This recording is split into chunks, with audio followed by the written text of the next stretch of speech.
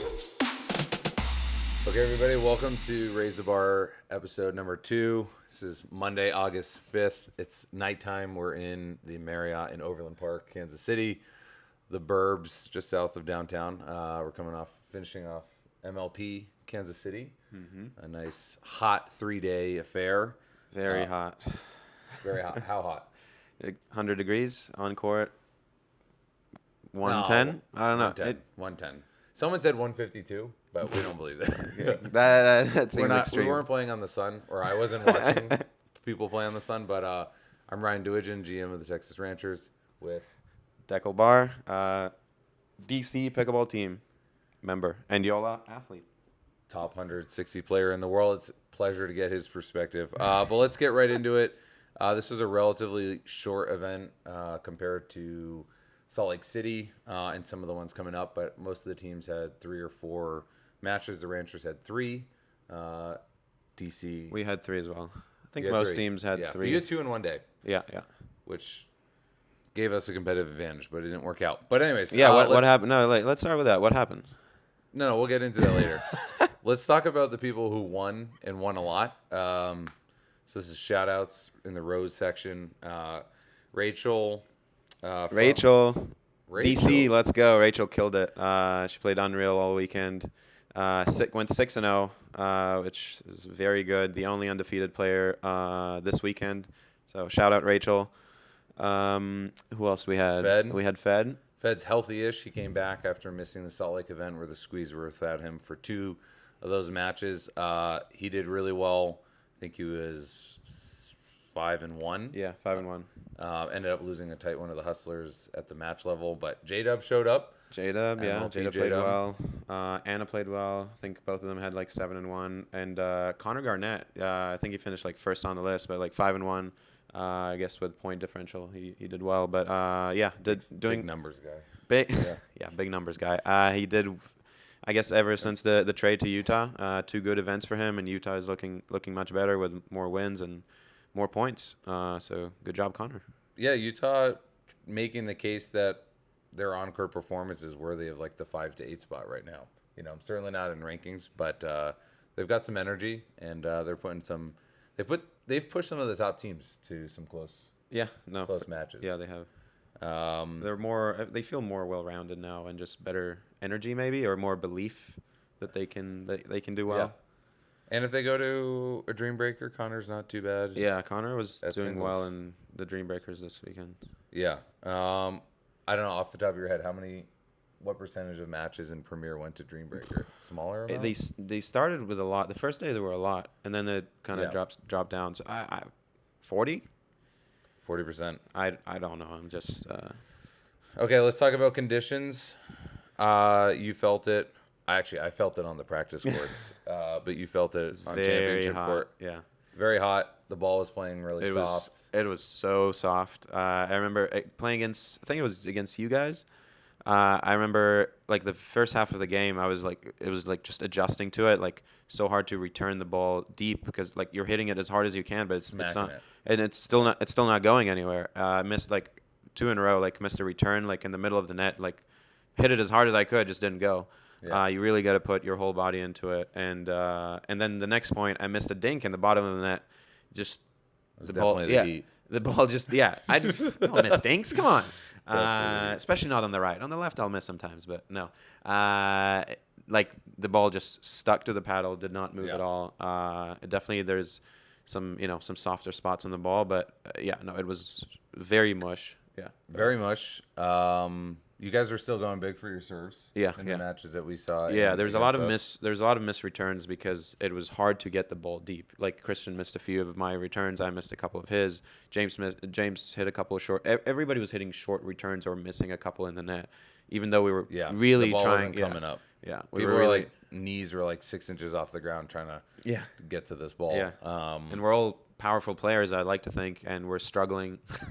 I guess everybody was.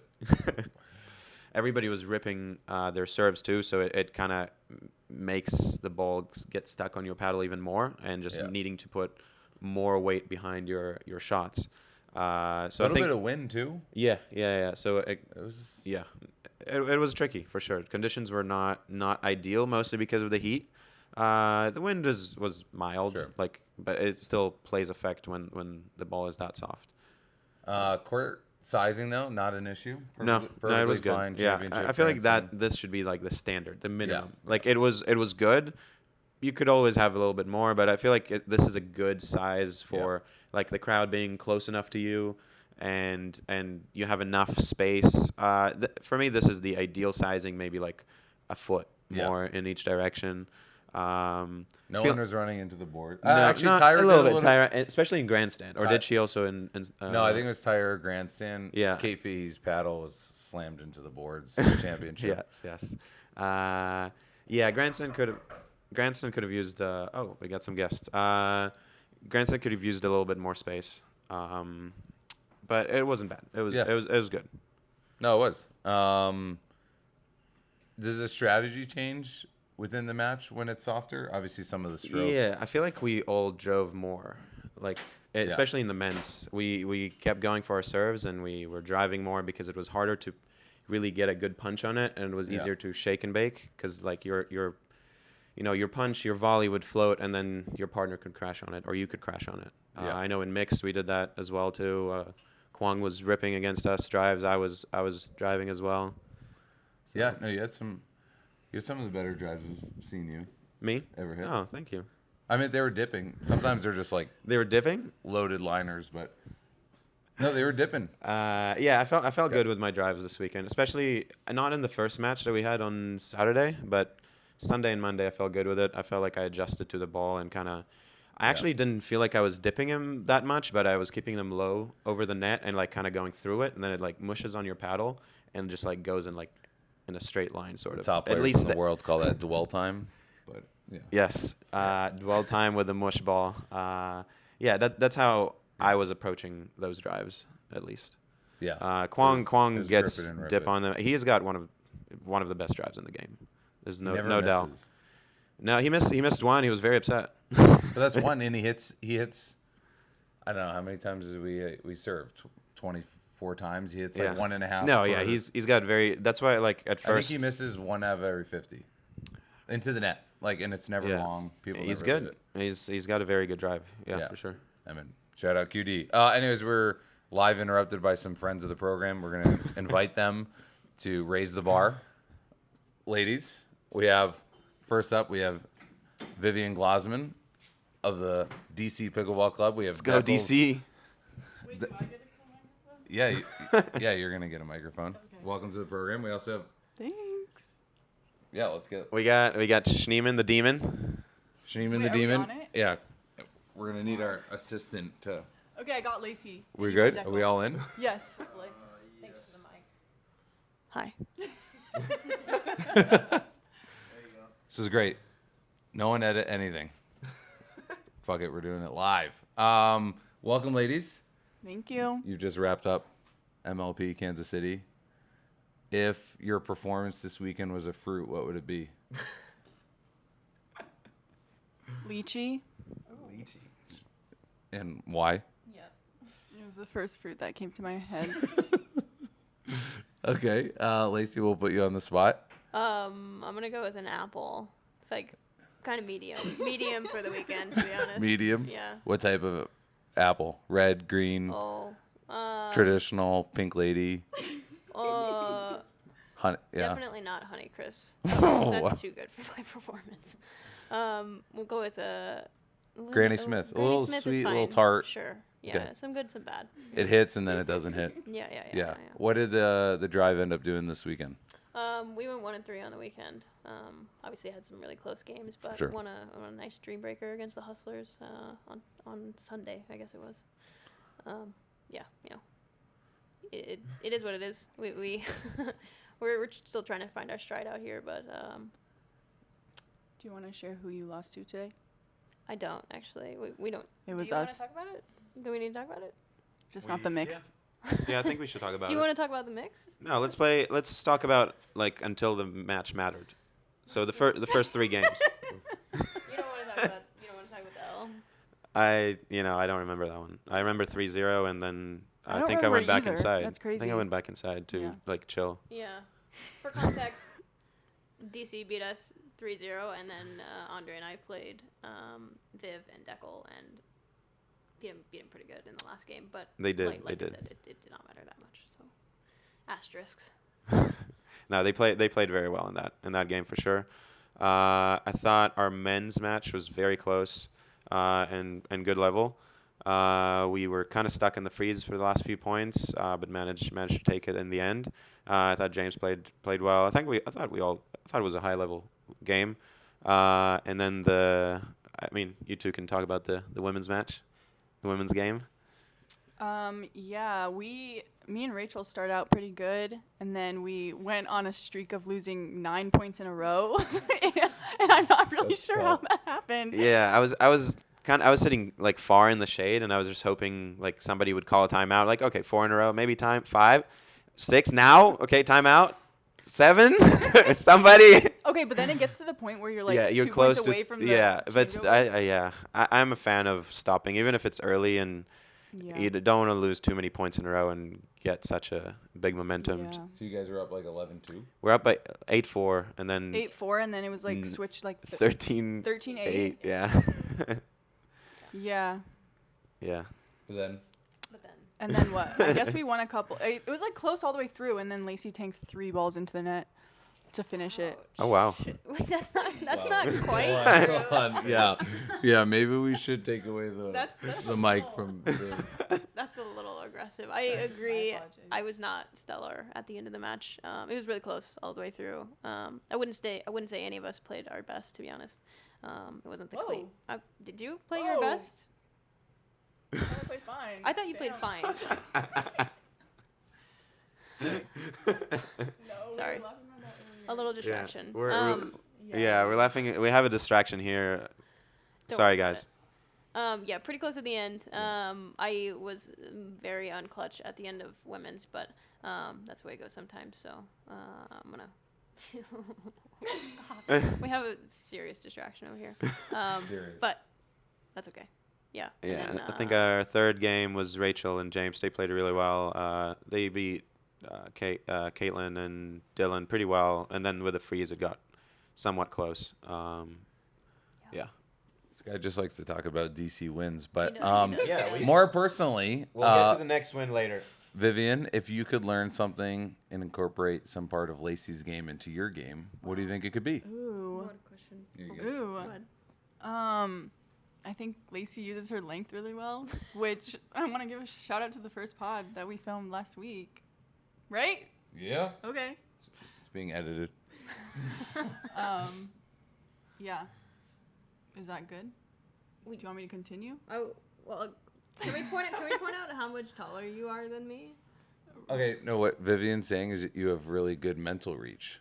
Like you max. No, I'm serious. That's a joke at the lab. It's like Hayden, similar to you, has more mental reach. He wants it. He's gonna move to take those balls. He's gonna reach in. He's gonna look for it, and he doesn't settle on I'm 5'5" or whatever he is. And say, Ouch. is that it is? It's something Yeah. like So 5'6". I'm not saying mental reach is a thing. Some people have negative mental reach. I wouldn't say you, but other people are like, we have some friends. Some would say you, Ryan.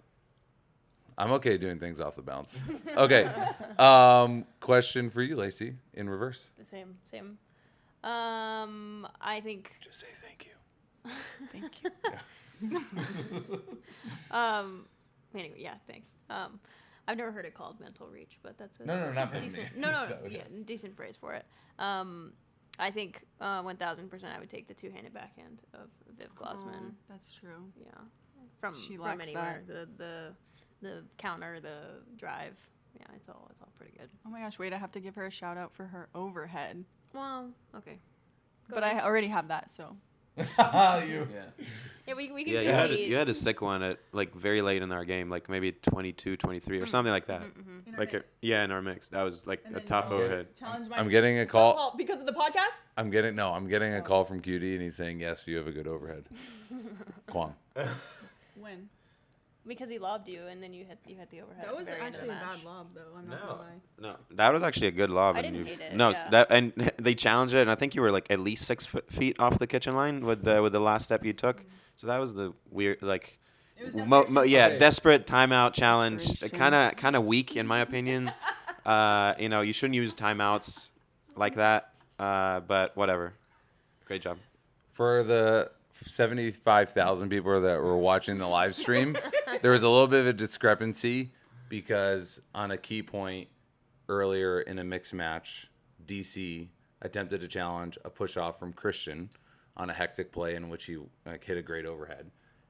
It was different. And the head ref. Yeah, it wasn't a push off. It was when he reached in to get. He reached in for a forehand. A poach. Who A poach. cares? And we asked the head ref. We asked the head ref, not the head ref. We asked the assistant ref if we can challenge it, and he said no. So we're like, okay. Then we took a timeout, and then the head ref comes to us. She's like, yes, you can challenge that. So then we're like, okay, then we'll challenge it. And that was that. So I don't know what he's about to say, but No, I'm not saying there was any gamesmanship. There was a miscommunication because it was an unprecedented situation, and many folks who were Rancher fans in the crowd were claiming that you shouldn't be able to challenge after taking a timeout. And I had to clear it up as the messenger that you weren't attempting to do any funny business, and it was just a bad sequence, and someone made a mistake. And if the guy is announcing, that means he's the assistant or no? I don't know. I think Anisha would be assistant. Anyway, she chimed in. Anisha's about. Was he announcing? He was announcing. Oh, so I guess she was. Yeah, head ref made a slight mistake. Anyways, we all cleared it up. When do you guys play next in MLP? And you're both. One sec. Are you both here for KC PPA? Yes. Yeah. Who are you playing with? I'm playing with Tyra and Tyson. Ooh, nice. Are you excited or nervous?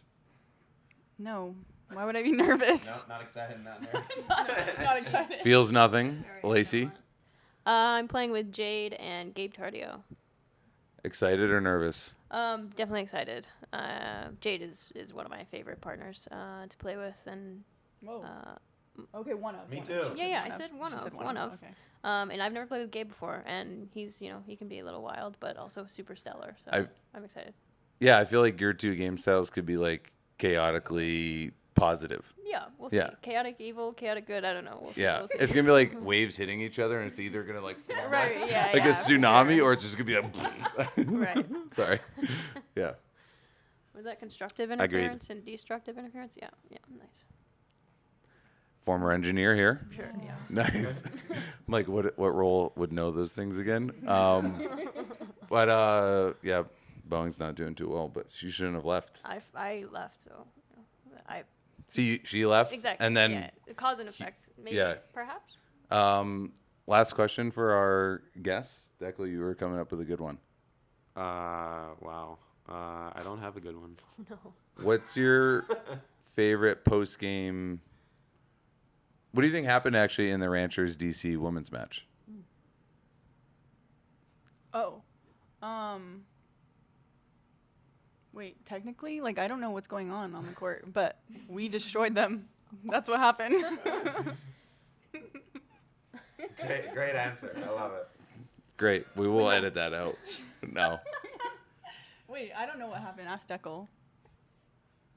They were better. No, I feel like Vivian and Rachel were aggressive, winning the hands battles. Rachel was moving the ball very well, both locations, and then attacking at the right spots. Vivian was also using her reach well, also attacking, had some good lobs as well. They played a very clean game. I think it was the best game Rachel and Vivian have played so far. So yeah, poor Ranchers. More power to you. This is the first episode in which we have to actually like address all of the ways we're connected and competing, and yeah, we really wish we won. That would have brought us to 8 wins in a row after 5 in Beer City. But anyways, moving on from an incredible hot winning streak. That is false. He lost to the Fives. No, it would. No, 8 matches in a row. 8 matches in a row across 2 events. What do you mean? You lost to the Fives in Utah. Moving on. Actually, you guys can stay for this. Am I wrong? I know. Can I ask Ryan a question? Ooh, I Oh, love sure. that. Wait, yes. How do you like being a GM? I like it a lot. I love pickleball like you guys, and I play, and I have a deep respect for the talent that you guys kind of perform under pressure. And sometimes it's like camp counselor stuff. Other times it's I would say quote unquote strategic, and like you're actually being a thoughtful eye on some things, technical or pattern. And other times you're just trying to bring the energy as you would for any friend or college teammate. So I like it, but it's an evolving role because MLP is still finding its footing and what people need and how to be successful and what to latch onto, what not to. So we're just all 5 of us are just giving all that we can. I've seen you. One more follow up. She's like, that wasn't juicy or good. I've seen you practice with like Dekel and Zane or whatever in Yeah. Austin. Are we gonna see you make a move like Travis and draft yourself to your own team ever? No, not at all. I think you kind of should. I don't know. A right side for Kwang. Yeah, wow, spicy comment. Obviously Christian's good, but you might be better soon. No, I will never draft myself. Shout out Travis and Matt. If they had a pretty lax substitution period, like if there was an injury that you could pull from anyone, I think there could have been a place to pull me in because like, oh, we only have 1 game left and we secured the match. Like that'd be kind of cool. But no, otherwise it's fun, and I don't think people, even as much as we're around it at the lab, playing, GMing, watching, talking to folks like you, like I think there's every weekend, every event, there's an appreciation that comes from seeing what people do, whether it's hands, consistency, perform like crazy athletic scrambling gets. It's Oh my gosh, it's fun. Shout out Etta in that mixed match. That get on match wow. point. Yeah. Yeah, right. I think she gave like a nice little fist Wow, bump there. That's big. That's for Etta. huge for Etta. I actually saw her like let out a sigh. Like she was like, no way. She was like, Yeah. thank God. Yeah, she has some crazy half volleys, and Christian was going for a Burt, didn't work out, and then she had to kind of get that backhand back over the net that was like plopped over nice and soft. So it's fun. It was a close match. We were all on the bench like, I thought we just won this game already, and now we're back tied. Yeah, That see, doesn't- never make assumptions, Dekel. I assumed we were going to Dreambreaker. But yeah, anyways, well, good luck this week Thank you. here in Thanks. KC. Do you guys eat meat or barbecue or ribs? Are you going to try it out? We did yesterday as a team. That's why we won today. Shout out to Joe's Barbecue. Went there twice in a row, and I'm pretty sure Andre and maybe Dylan went there 3 nights in a row this weekend. So yeah, definitely tried the barbecue, and we'll probably have it again this week at some point. Love it. Joe's ribs at Joe's are very good. No, That- Nana's pudding at Nana's banana pudding Yes, at that- Joe's. No, for we- real. Shout out. It's fantastic. This pod's not sponsored by Joe's, but it will be soon. Once a year, you can sponsor the pod, Joe's. Anyways, you're welcome to stay or leave, but we have to get through the. We'll leave. We'll let you guys do your thing. Thanks for having Just- us. You're welcome. Thank you for coming by. Thank you. Finishing off, I think, a little bit of the premiere chatter. And we have another special guest that's coming later Oh. to the program, so watch out. Top 6 teams are really close. Yeah. Both numbers wise, qualitatively wise. Like if you see these teams play kind of week in and week out, you kind of know that they're at the top. What are they, Dekel? They are Dallas Flash, the Shock, DC, Ranchers, Hustlers, and why am I blanking? Fives? And the Fives, yeah, of course, the Fives. Apologies. Yeah, I Zane's think gonna come after you. I think maybe Shock is ahead by a very little. Again, like, and the Flash is second, and then I think the Ranchers are still third. Yeah, but all doesn't anyway, matter. it's all Yeah, very it's all close. very Like tight third, and- third to sixth Yeah. is like 0.11 in like the points It's per like match. the men's 100-meter Olympic race. Yeah, Everyone's it's finishing very under 10. yeah, within it's the- very close. Everybody's fighting for that Yeah. top 2 seed and top 3 seed to get like an edge in the playoff. Any match counts and can decide the end of the year ranking. So Yeah. everybody's fighting hard. I think we had 7 teams coming into this event that were like in playoff contention, which Mad Drops were the 7th team, but they did not have a great event. I think they went 0-3, 0 points out of 9 that they could have gotten. So there's a pretty big separation now between number 6 and number 7. I think it might, I don't know exactly, maybe like a 0.6 or 0.7, or maybe even more, which is quite a bit at this stage. So if a team like maybe the Squeeze, they had a couple good wins and it seemed like they can do well, but I feel like it's going to be hard for one of these teams. They really got to string a few good wins in a row to be able to compete for playoffs. And the other 6 teams are now trying just to get as higher seed as they can because it's important for the playoffs, of course. Sure. From what we hear, there's a pretty big advantage if you get a higher seed. So yeah. It's an unprecedented level of advantage right now. Yeah. We'll share that later. Okay. Maybe it changes, maybe it doesn't, but it really pays to have obviously a bye in the first and second spot, or if you're 3 and 4, it really means a lot. So it's what's interesting to note is the scheduling and the pacing is wildly off or different for a lot of people. So we only have 4 matches left. 4. Wow. 4 That's matches in one event, Vegas. Wow. I think there's 2 other teams that have 5 matches. Okay. We have like Either 11. half. Yeah. Like the 5s have like it's like 75%. basically half. Yeah. So Yeah. it'll be we won't know actually until Like the very last event, probably. Yeah. Are in you October? Are you playing Vegas. is Vegas last event or is Miami? I think Miami's last event. No, Vegas. Is Vegas? I Okay. think Vegas is. Okay. We have like a month and a half break. So it's we have a month break and then another month break. I think. maybe When is Vegas? Anyway, keep talking about something smart and then I'll look it up. something smart. I don't know if I can do that. I don't know. Yeah, It's tough. Anyway, I think it's not how you would draw it up. I think I made the joke that it feels a little bit like ChatGPT spit out a schedule and then we just ran with it. Yeah, I think we talked about in the last pod Yeah. that the scheduling could be better. But again, they're still learning, like a lot of things and adjusting on the fly. And first year they're doing this type of schedule. So I'm sure it'll be better next year. Okay. Was I right? Dekel Bar was right. Shocker.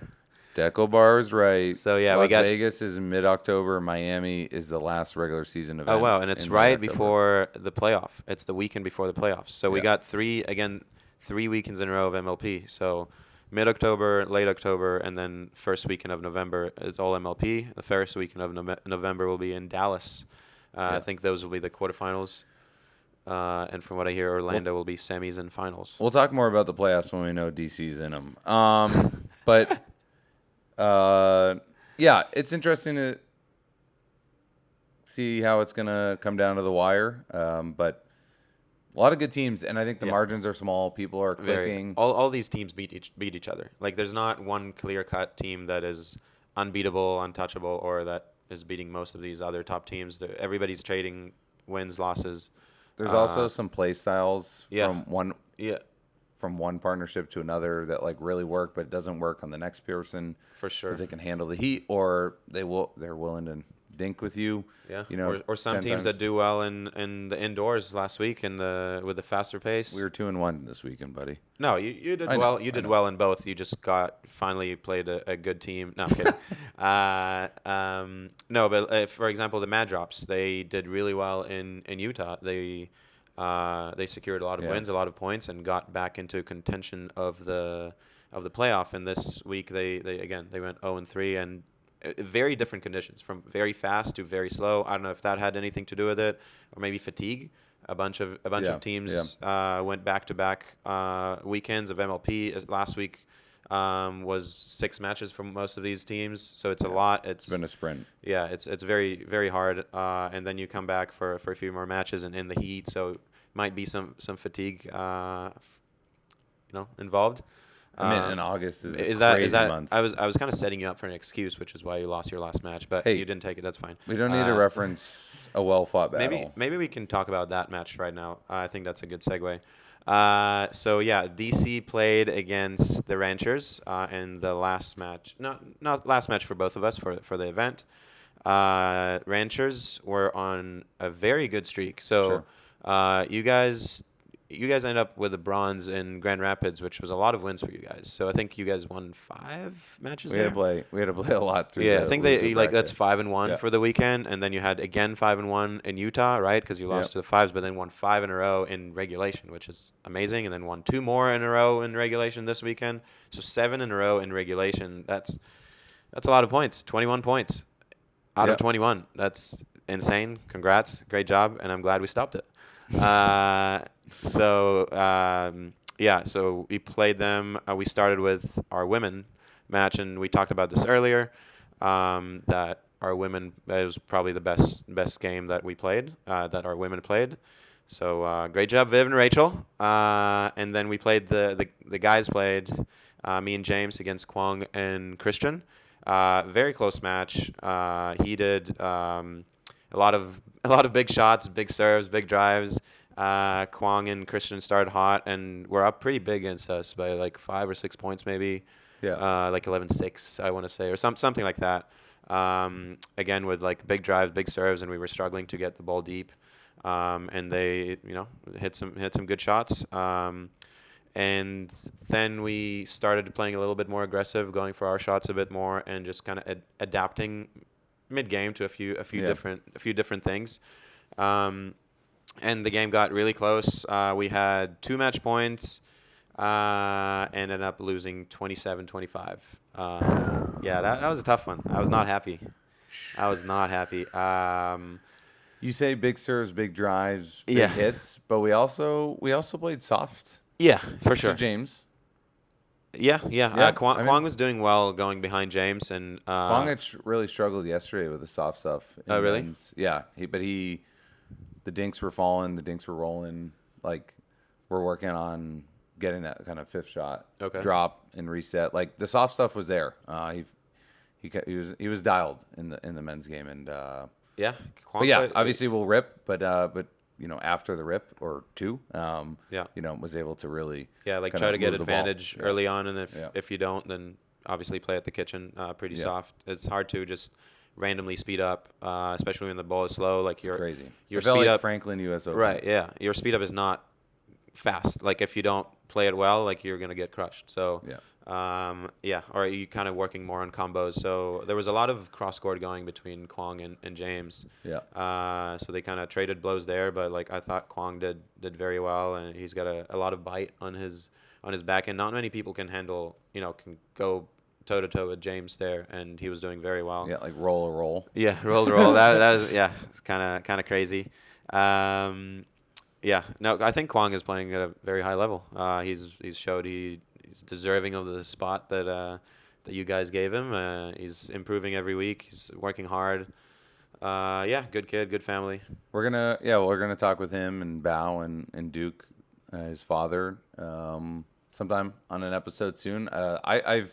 They've really opened my eyes to what training can look like. It doesn't necessarily need to be the way for everybody, but I think there are a lot of things that we can take away and very specific type of training. Very specific, and it looks foolish or intense kind of at a glance, but then you're like, wait, this just kind of makes sense. Yeah. For how. And if it works, it works. Yeah, and it's working. It reminds me of more like tennis training, like I used to do with like my coaches, and it just very specific drills, working on very specific shots each time. We haven't seen that much in pickleball. Sure, we've seen people work on specific shots, but not with a lot of like feeding. Yeah, which is what they do. It's very one-sided. Yeah, there's no. And maybe we haven't seen it that much because we don't have many coaches yet in pickleball. So it's hard to hire a full-time coach Now maybe people will start doing it more because they're doing better financially, getting more money from the tours and sponsors. So maybe we'll start seeing it more. People seeing that it works. We'll see. Yeah, no, paid drilling should be a thing amongst the top 40 for sure. When we drill, we do when we drill, we do very specific stuff as well.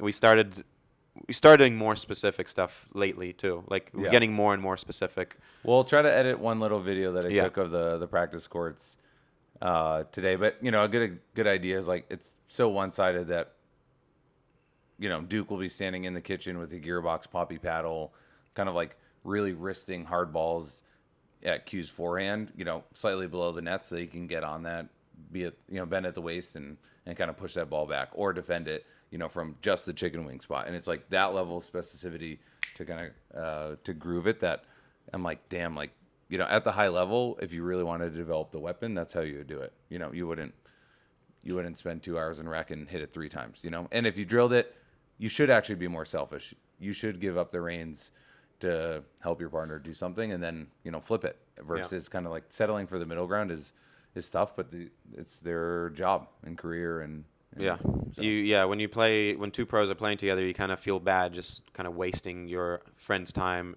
So you try to do a lot of stuff that is good for both. But then it's sometimes not as specific. So having a coach or a drilling partner that just helps you work just on what is good for you is great. Hard to find sometimes, but maybe I think we'll get more people will start doing it. Yeah. Nice little segue, but let's get to the third game. Mixed. Mixed. So it was Rachel. One sec. Shout out Josh Gartman, DC Pickleball GM. Yes. Believes, and I'm coming around to this, that the coin toss shouldn't decide React. Okay. React to mixed. It's a little bit. It's the biggest advantage. It should just be the home team gets it, and you fairly schedule people to be home and away. But anyway, so we lost the toss. They chose to be able to react to mix. So our partnership was Christian and Etta, who've been firing on all cylinders. Gives us a good shot at trying to go to 2-1. We put out Christian and Etta. They take like 6 minutes. It's not in the rule book that you need to enforce any time on the decision. But 45 seconds. I know it was hot and you were struggling, but They end up going with James and Rachel. Yeah. And what happened? From your eyes? Yeah. My eyes?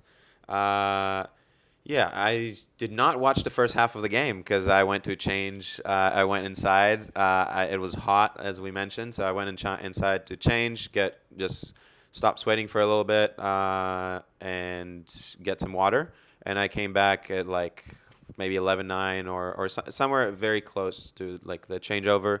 So I'm not sure what happened because I didn't see it. What happened?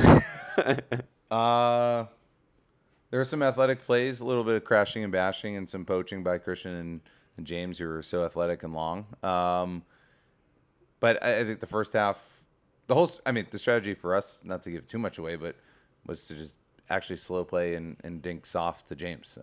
In mixed, the 101 is, you play to the gal, attack the gal, but Rachel's so good at defending those and playing off the line and giving her time and space that, with the weather and James having just come off of men's, that we were like, we're gonna work James, and we almost did it. We almost did it successfully, but it was very. So I saw the more of the second half of the game, and Rachel was moving the ball well, and you guys were definitely trying to get James tired there. But he had some good poaches. Yeah. Obviously, James takes a lot of court and is very aggressive and does it very well.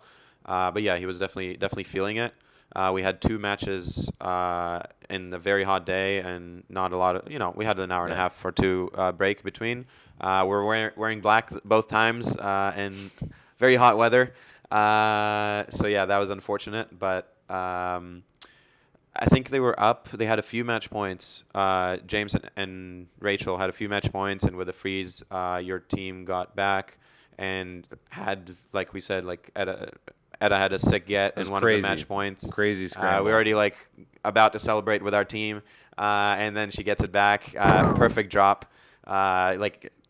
dippy. I don't know what it was. Anyway, it was a 10 out of 10. Yeah, you couldn't simulate it any better. But I think James and Rachel just came out with a couple good points. James with a big poach at the end, I think it was. Yeah. So Yeah, great job, Jimmy. He was very happy at the end. Like stared us down real well, which is always fun.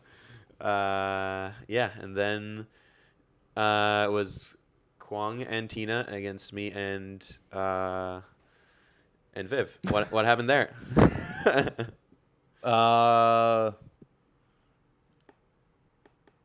I'm actually kind of blacking out a little bit. There's been a lot of pickle. You can describe it from your perspective. So I think again. Oh, so we started a couple points up. I drove a few at Tina and Kwang, but more at Tina, and tried to poach the next one. So we tried. The drives were working in men's, so we started also in mixed. We were returning to Kwang initially, and I was taking most of the thirds for us. So both of us were just driving and crashing and trying to gain to win points pretty quickly, and that's what it was in the first 15, 20 points of the match, and then it kind of changed a little bit. We switched and returned a little bit more to Tina and sometimes to Kwang, kind of mix it up. Yeah.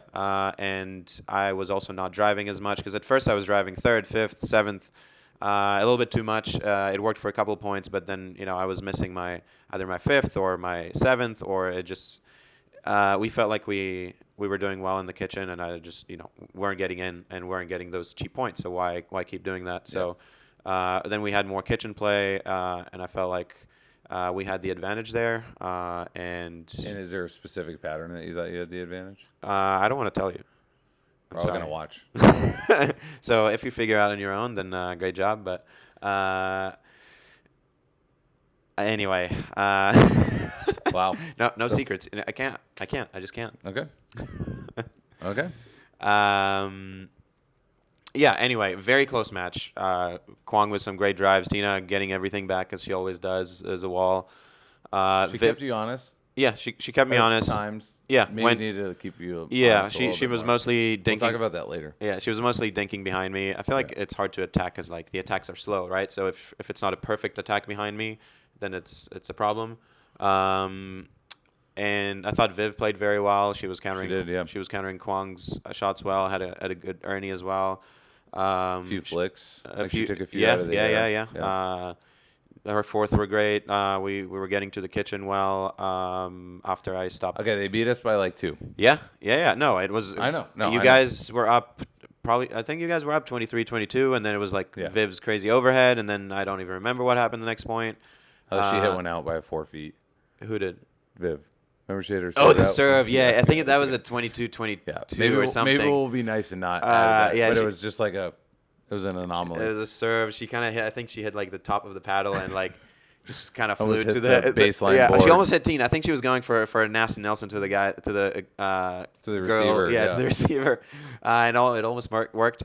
And yeah, last point I drove a low ball and Kwang missed in the net. I think the point before I went behind Kwang with a volley, kind of took Tina's dink. So try to put more. I think we put more pressure at the end at the kitchen line, and it just got a good drive at the end and crushed the Ranchers and killed their seventh match winning streak. I'm very happy it was us. I'm so happy. I'm so sorry, Ryan. He's so happy. Very happy. Yeah. They took all our points, but we still came out with 6. No, yeah, averaging 2 this weekend. But it's a grind. It's a grind. It is a long season, and things are so fickle. The one observation, and because we've seen a lot of pickleball in the last month with the 3 events we've been in, and then when you watch so closely to try to pick up on stuff, or just be energy and be observant. When you're studying it all, it's like amongst evenly ranked teams, it's like 6-4, 6-5, 7-6, 7. It's like all it takes in the later stages is a minute or 2 of like real focus and shot making to keep a 3-point cushion at 19-16 and carry you through to 25. Or it's they have an unforced, then you stack one up on your serve and you get 2 in a row, and now you have a 1-point lead, and then it's just changing one. It's like. It really is that fickle sometimes, and that's why I've been pretty loud early in matches when I think someone needs it, but otherwise it's like next one, move on. Like if especially if they make a mistake, it's like who cares? Like we've seen this play out so many times that it's like it just goes Yeah, you have to have short memory. You have to. Yeah. I mean, it's just so deadlocked for some of the teams. Yeah. But really quick, let's touch on Challenger. There were a few more teams here than there were in Salt Lake. Want to give a shout out to the Hard Eights. They won all 4. So Great job. Who's yeah. there? We got Eric, Lang.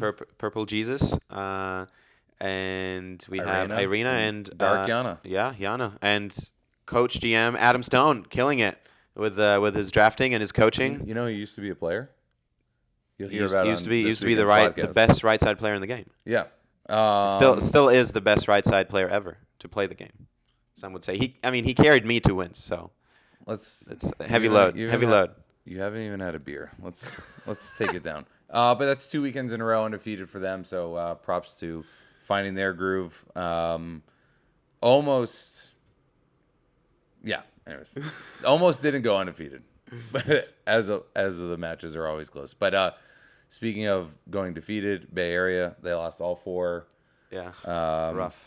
The DJ Elise, Jill, Colin, Schick combo. Yeah, because on paper that's a great team. That's like maybe they just they changed the whole team mid-season. Maybe they're just not meshing yet. Maybe they'll get better later. But yeah, it's tough to click right away. They had 2 not great weekends in a row. Surprising to see the Bouncers lose 2 Dream Breakers with Godfoe, MLP mode, and Jaume, and tough to see them go down in 2 Dream Breakers. But the last team that's very interesting is coming onto the scene. It's the Chicago Slice. They pick up 9 points this weekend, and we're joined by the interim Chicago Slice coach, Carlos DeLoro. Come on, Carlos. Come in the middle, baby. Thank you. Thanks for having me. That's your podcast. Yeah. Wait, I've seen you.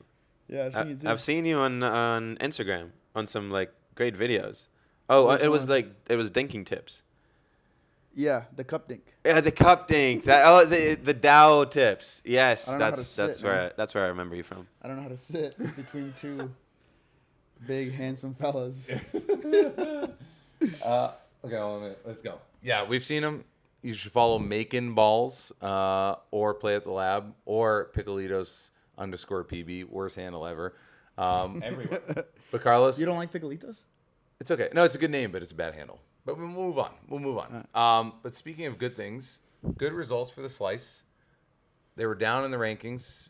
They hadn't had a win, but they hadn't played too many matches. What changed this weekend here in Kansas City? What changed? Well, I think it was the standings were a little bit, not really telling of how good the team was, because I know Jack wasn't feeling great on one of the events. And then Jack was missing this weekend, so we really had to scramble to see, if it would work with Martin. But Martin did a great job.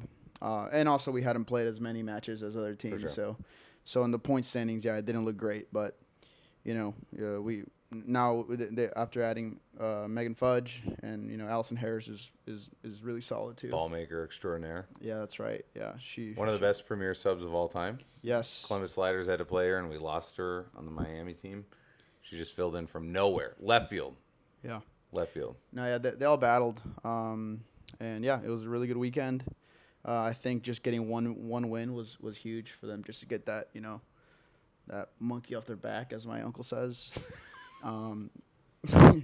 So, yeah, no, that was really big. I could definitely sense it, that it was, like, really bothering them. Like, we haven't had a win, So it was just trying to get everyone ready to compete and make them feel, confident in their game. Because after not winning for a while, you kind of lose sight of what winning feels like. So I've never gone through it. Yeah, I was about to say, it's hard for you to relate, but I'm glad you're trying to relate. Thank you.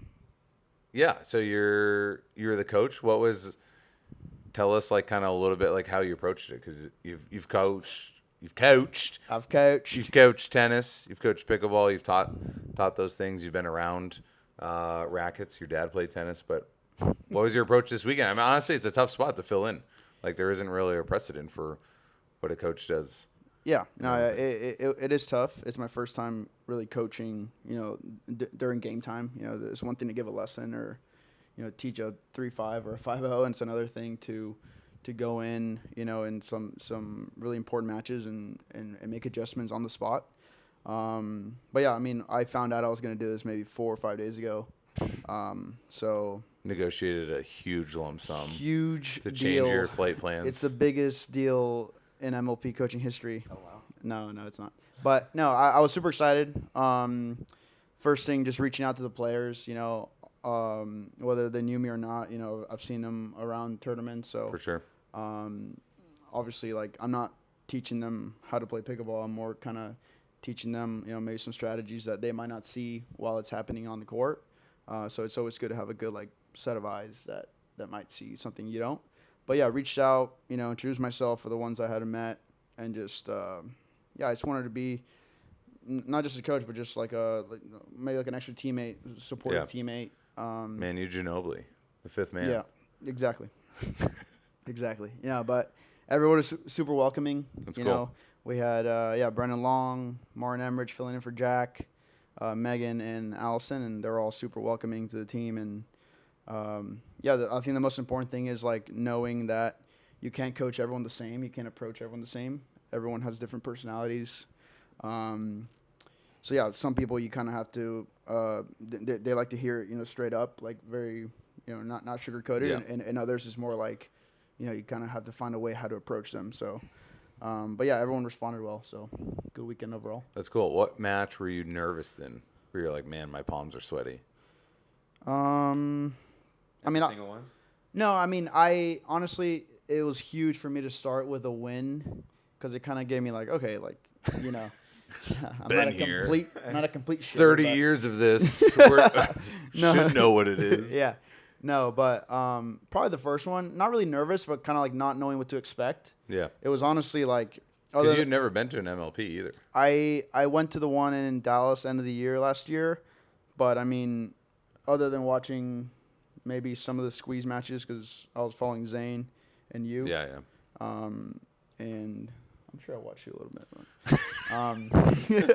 Other than that, like, yeah, it's different watching. And another thing is, like, being part of the team sideline, having an input on what could be happening. So probably I don't think I'd ever watched, like, a full MLP match, like, on my own other than one of your last ones in Utah. It was cute. He sent me a message. He was like, only for you and the Ranchers would I watch this whole match, and I did. And it was a good one. Like from beginning to end, still watching during commercials kind of thing.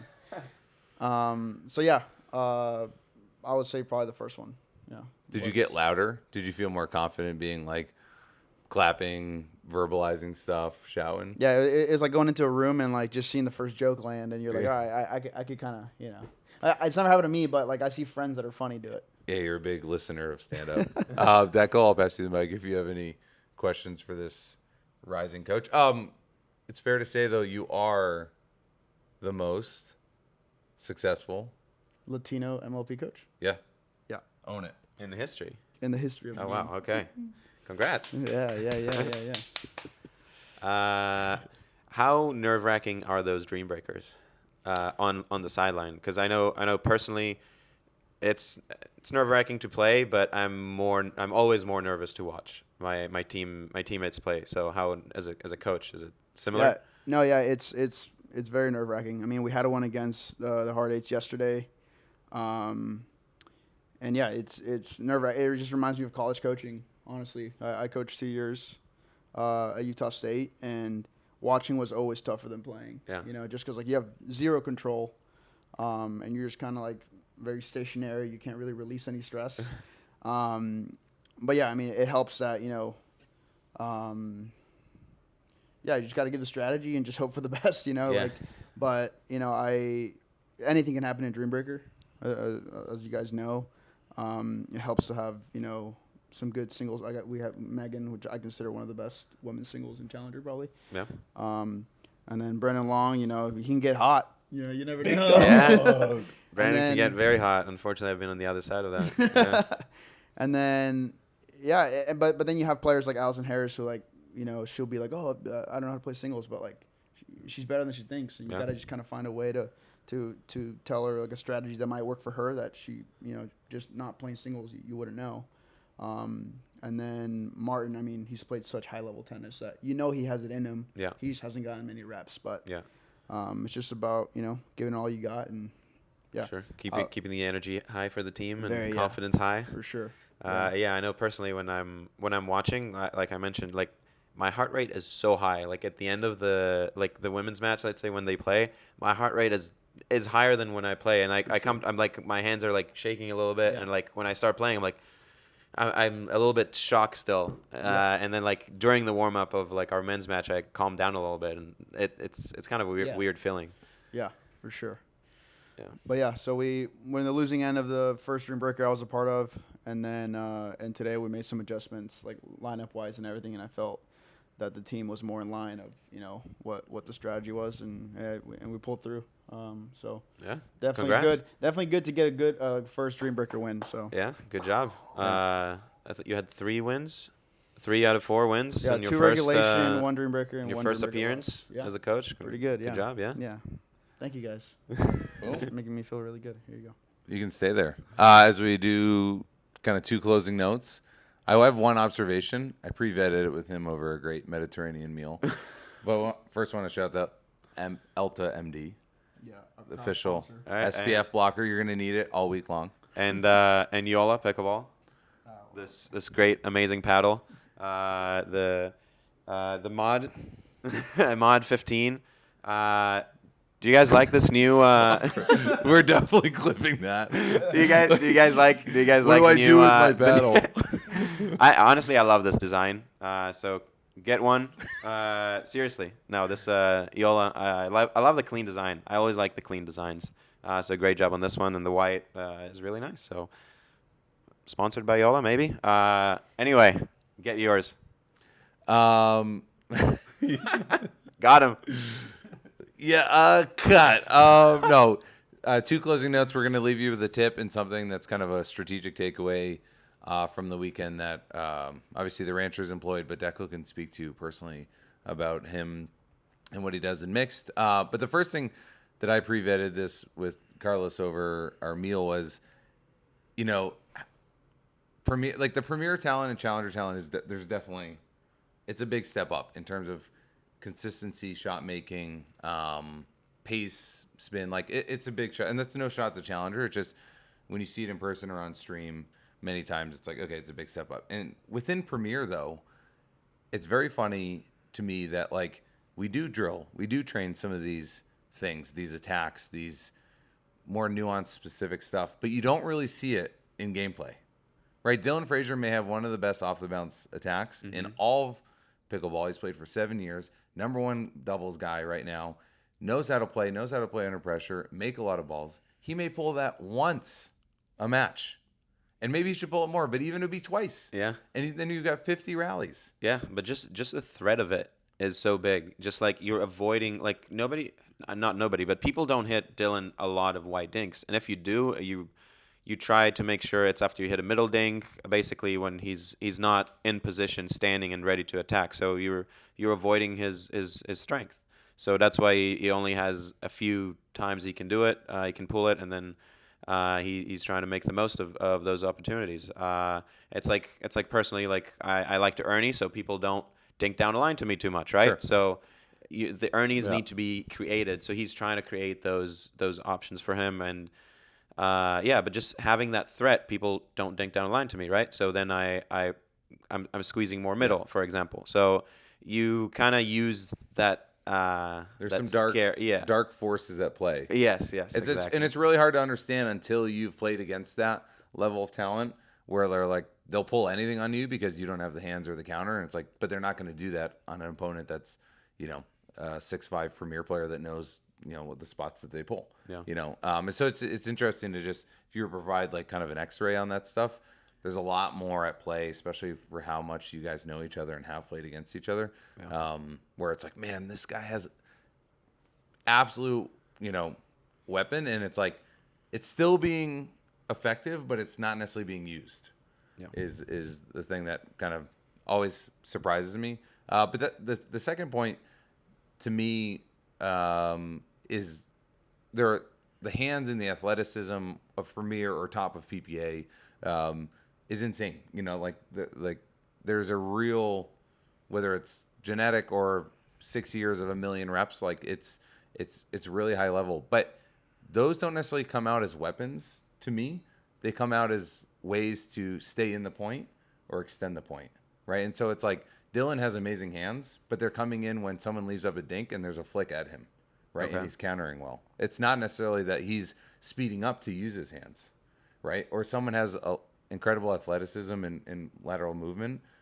Like they're using it to get a ball that's scrambling because someone is hitting that fourth ball down and away at them, right? But it's not necessarily like, it's a weapon in the idea that it like extends a point and makes another ball, but it doesn't necessarily punish. It's not a punishing shot or a punishing move. No, yeah, like you have players like Tina and just getting everything back. She's not usually gonna win the point for you, but she's gonna keep you in it, and then you have a higher chance to win it. Her partner, or obviously she attacks as well, but usually her partner is the more aggressive player. But it's a very important skill set to have. Like Catherine is amazing defensively. A lot of good defensive players. Riley is probably one of the best in men's. Him and Jay are playing incredible defense. Yeah, they're both I've seen very it across athletic. many matches. Both long, athletic, so they'll get a lot back, especially with the softer ball. Their gets have been incredible, ranging like off their shoe tops, baseline stuff, overhead. Like we had, I think, 2 rallies of 10 full out Christian, Guangdong overheads just being effortlessly like reset. It was wild, but yeah. Anyways, we'll talk more about that point. I'm gonna let it marinate. But it's interesting. It's interesting that it's even the drives.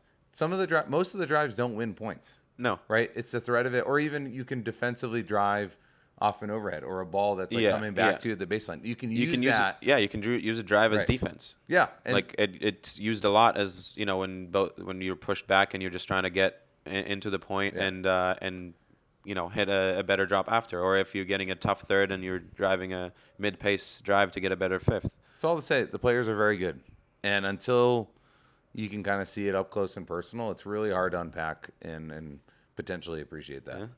If you haven't watched an event, haven't been in person, highly recommended. MajorLeaguePickleball.net. Yeah. Or PBATour.com. Anyways, our closing thought is a strategic tip. Dekel, talk to us about what it is. All right. So going behind the guy in mixed doubles. Ryan, we talked about you guys. You said like Tina went behind me. Maybe we should have gone a little bit more behind me or attacked some behind. Why would she need to go behind me? To keep me honest, right? Keep men honest. Keep them honest. Keep men honest. That's the campaign I'm running. Yes. So yeah, if you're not keeping the guy honest, then he can just squeeze middle or even more and be more of a threat and just do whatever he wants on court. So you have to go behind him, make sure both players are seeing balls. If you're not going behind the guy, I can just take all of my partner's shots and be aggressive and create more. It's also for me one of my favorite times to go behind the guy is actually on a fourth shot. So basically, we're returning. Let's say I'm returning to the guy, and then the guy is dropping to my partner who is playing on the right. I think a big advantage is going behind the guy there. Let's say now I'm like Kwong is dropping the ball to Vivian, so Vivian is going behind Kwong. Right. And keeping him honest. Kwong is a lot of the guys poach well. Everybody's athletic. So if you go middle, the guy can poach that ball well. Yeah. And even if you don't, like the girl is there with a two-hander backhand ready to crush the ball at you. And it's very hard for me to defend that if the girl crashes the two-handed to me. So going behind, let's say Kwong in that situation, we keep him honest. He doesn't go middle and crush the ball at us. And two, just like the way the court works, just the physics, geometry. The physics of the court. No, the geometry of the court. As the left side player, I can squeeze middle because it's going to the guy's back end over there. and my partner can also squeeze to the line and just hold her line and be able to defend that better. It's also, most people are, again, squeezing middle and are a bit off balance if it goes to the back end. So at best they will reset it, and then we can just keep being in a good position instead of giving them an opportunity to attack us. So obviously you don't go there every time. You want to mix it up. Everything, you don't play one way. And really in nothing in pickleball you play one way. There's a lot of variation, and you have to keep moving the ball around so your opponent doesn't know what you do. But I think it's a great tactic to go there behind the guy. It gives you a good advantage, and you stay in control of the point. And another option is why don't you go more behind the guy when you're in the kitchen line? So like we said, I like to Ernie.